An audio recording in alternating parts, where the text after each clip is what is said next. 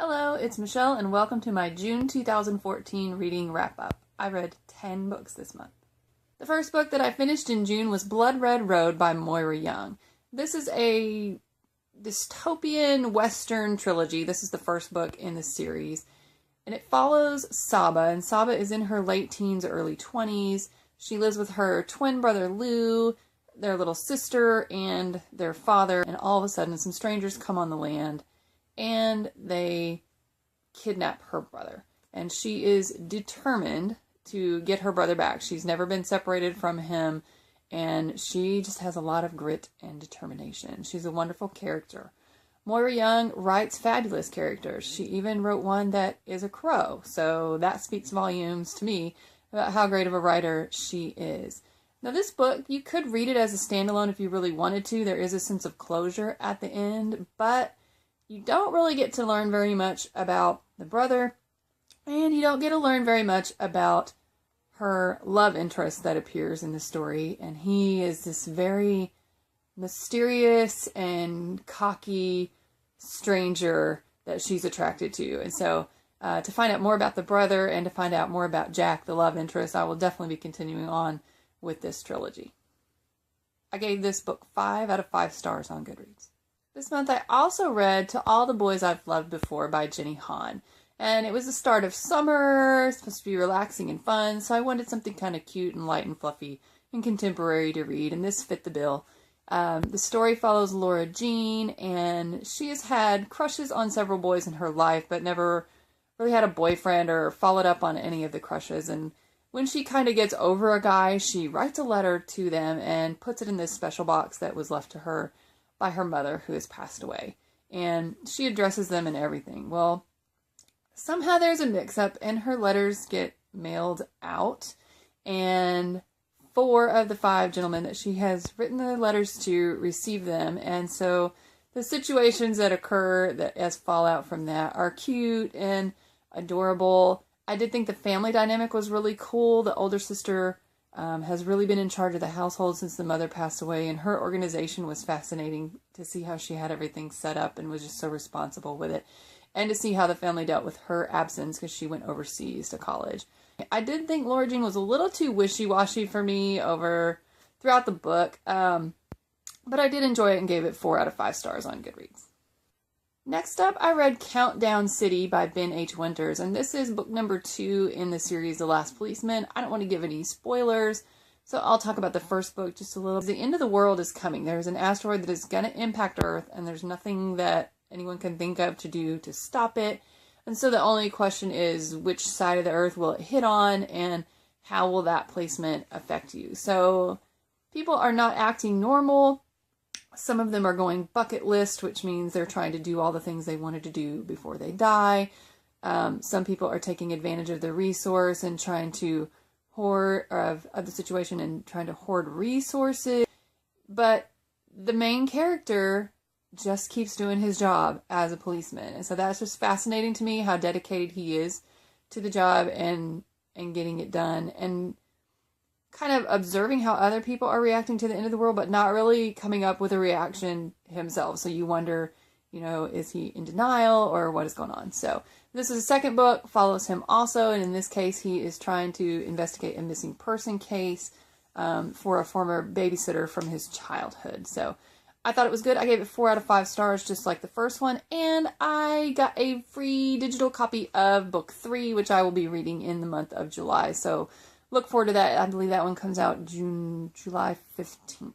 Next, I read something a little out of the normal realm for me. I read Dark Lord, The Early Years. There was just something about the description on the back of the book that made me think this book was going to be terribly funny. And it was cute. Basically, a Dark Lord who is a demonish, devilish type being is in a battle with the White Wizard, and the White Wizard tricks the Dark Lord and sends him to Earth, trapped in the body of a 12-year-old boy. And he awakens, and people think he has amnesia, and they're trying to interview him to figure out what is going on. Of course, he's talking to the police, and he's trying to explain that he's a Dark Lord, and of course, they can't process that information, and so they call him Dirk Lloyd instead, thinking he's saying Dirk Lloyd. He gets put into foster care and sent to a family and goes to school. And it was a cute story. There wasn't much to it, but it was just funny every time that this demon-like attitude was coming out of a 12-year-old boy, and I just laughed and giggled every time I read it and imagined it. But it was light and fluffy. I gave it 3 out of 5 stars. The next book I read was A Time to Dance, and this is by Padma Venkatraman. And I got this book free as in a digital download from NetGalley in exchange for an honest review. I had read another story by the same author called Climbing the Stairs, really enjoyed it, and enjoyed this one just as much.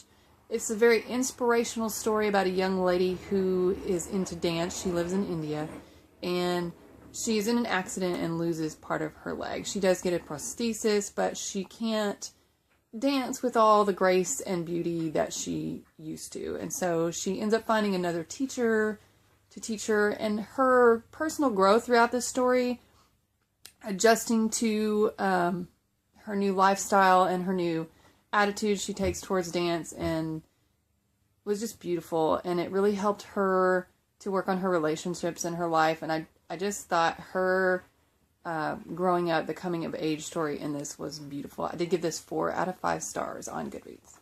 The next book that I read in June was very rare for me because it was a cover buy. I happened to be in a Barnes & Noble when I was out of town on a trip, and this book just called my name and said, "Buy me."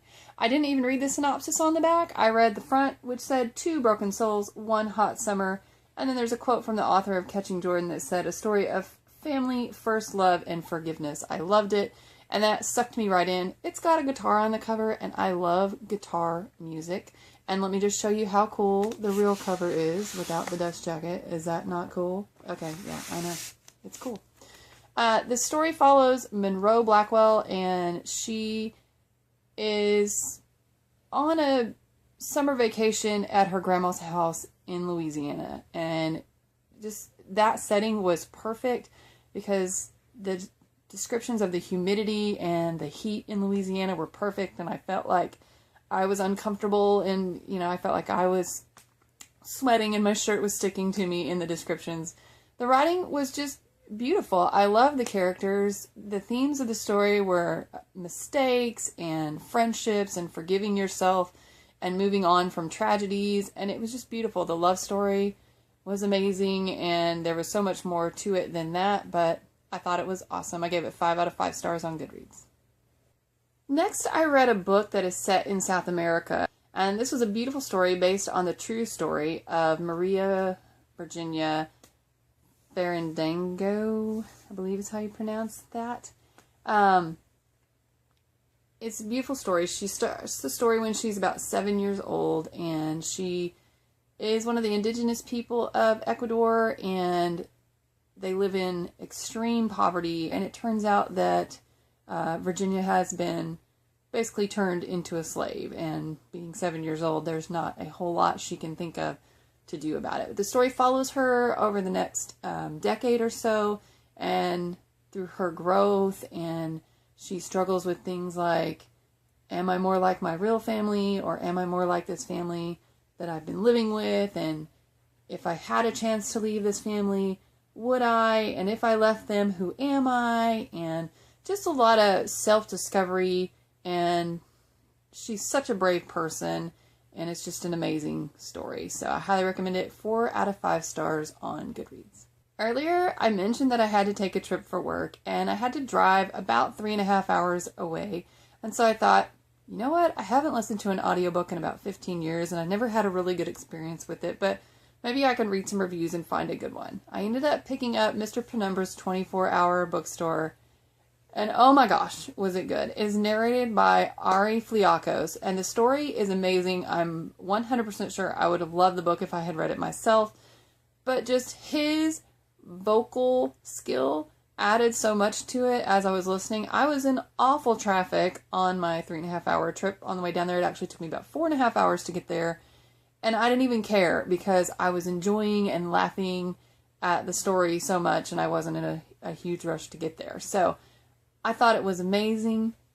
There's really no bad guy in the story, no like truly evil, but it's still interesting. And Robin Sloan, I'm pretty sure you could hand him a gym sock and he could make it sound quaint and wonderful and interesting. He's just a master with his words, and I believe this was his first novel, and so if he writes something else, I will definitely be checking that out. But I just loved how the main character, Clay Janin, it just pulls in all his friends into this quest, this mystery that he's uncovered when he starts working at Mr. Penumbras' 24-hour bookstore.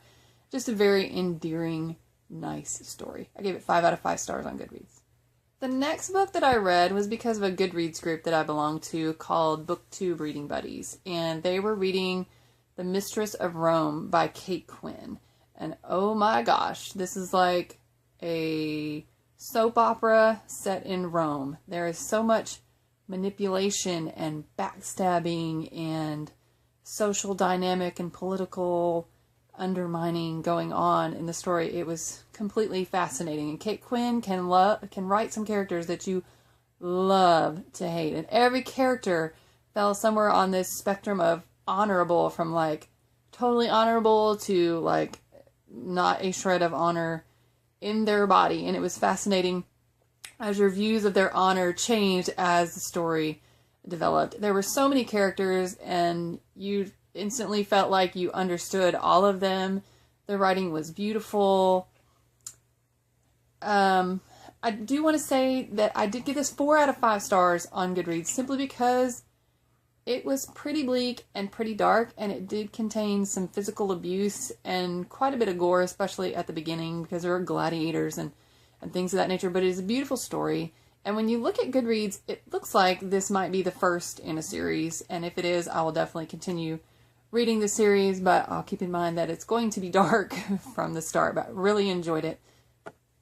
4 out of 5 stars. The next book I picked up was by Amy Harmon, and it is called Infinity Plus One, and it came out very, very recently. Back in January, I read her story, Making Faces, and it is my favorite book of 2014 so far. So I was very excited to pick up Infinity Plus One and see if the level of story was keeping up with Making Faces.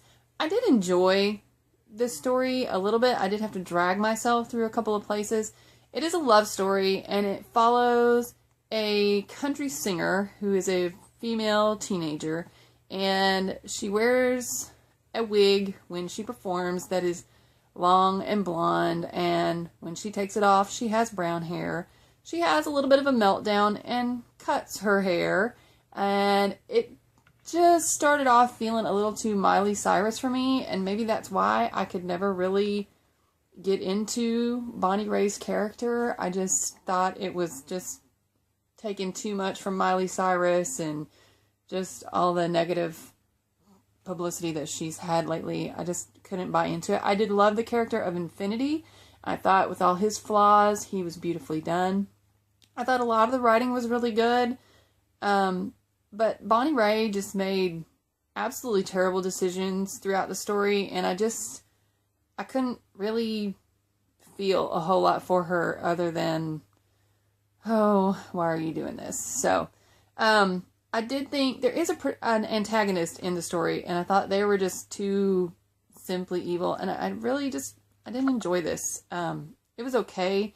I wouldn't really recommend it to anybody, and I wouldn't reread it, but there's a lot of math incorporated, some math theory and some paradoxes, and that was interesting, but that's going to be a turnoff to a lot of this audience, I think, anyway. Anyway, 3 out of 5 stars, and that is my June 2014 reading wrap-up. Please comment below if you've read any of these, or plan to read any of these, or discovered a book that you got interested in due to the video. I'd love to hear from you. What'd you read in June? Happy reading!